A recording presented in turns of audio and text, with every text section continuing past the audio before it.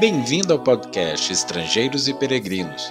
A mensagem de hoje será apresentada por Tomás Guidai. Em Lucas 9:27, Jesus afirmou a seus discípulos: Verdadeiramente vos digo, alguns há dos que aqui se encontram, que de maneira nenhuma passarão pela morte, até que vejam o reino de Deus. Então, Lucas continua o relato registrando o seguinte evento. Cerca de 8 dias depois de proferidas essas palavras, tomando consigo a Pedro, João e Tiago, subiu ao monte com o propósito de orar. E aconteceu que, enquanto ele orava, a aparência do seu rosto se transfigurou, e suas vestes resplandeceram de brancura. Eis que 2 varões falavam com ele, Moisés e Elias, os quais apareceram em glória e falavam da sua partida, que ele estava para cumprir em Jerusalém.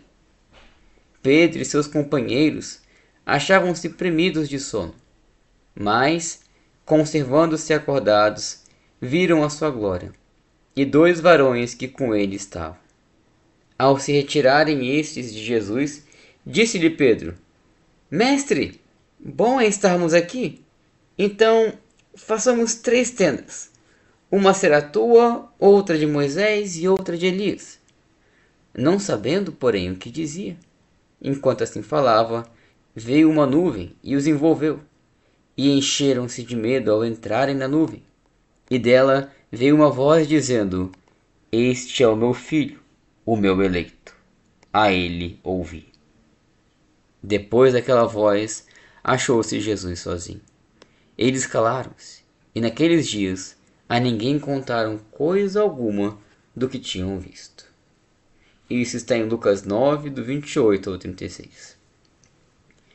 É difícil ter certeza sobre quando as palavras de Jesus acerca de alguns dos seus ouvintes virem o reino de Deus se cumpriria. Uma interpretação interessante e plausível dessa afirmação é pensar que isso foi cumprido cerca de 8 dias depois que ele proferiu essas palavras, quando Jesus foi transfigurado diante de 3 dos seus discípulos, dando-lhes assim um aperitivo da glória do reino de Deus. Essa precisão temporal de Lucas, quando diz cerca de 8 dias depois, é um ponto positivo para esse entendimento. O texto começa registrando o propósito de Jesus ao subir ao monte. Ele queria ter privacidade para orar ao Pai.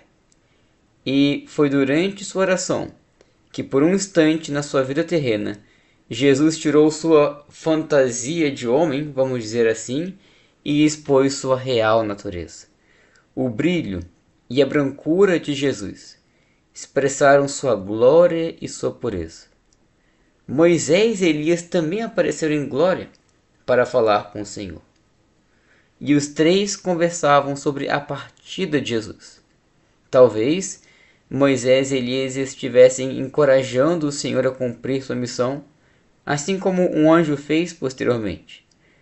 Talvez a conversa serviria para reforçar aos apóstolos o que era necessário acontecer. Mas quando Moisés e Elias estavam saindo, Pedro, sem saber o que estava fazendo, talvez num instinto de querer manter a companhia desses 2 honrados homens, sugeriu fazer 3 tendas.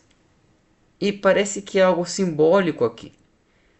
Era necessário que esses 2 homens saíssem para a voz do Filho de Deus ser ouvida. Moisés e Elias representavam a lei e os profetas. Eles vigoravam até a vinda de Cristo, mas daquele momento em diante seria a palavra de Cristo que estaria em vigor.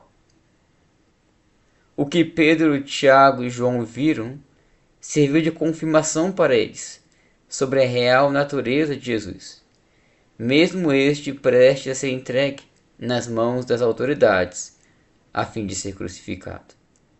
E serviu também de encorajamento para a longa e árdua missão que eles teriam pela frente, ao mostrar a glória que aguarda os servos de Deus após a morte.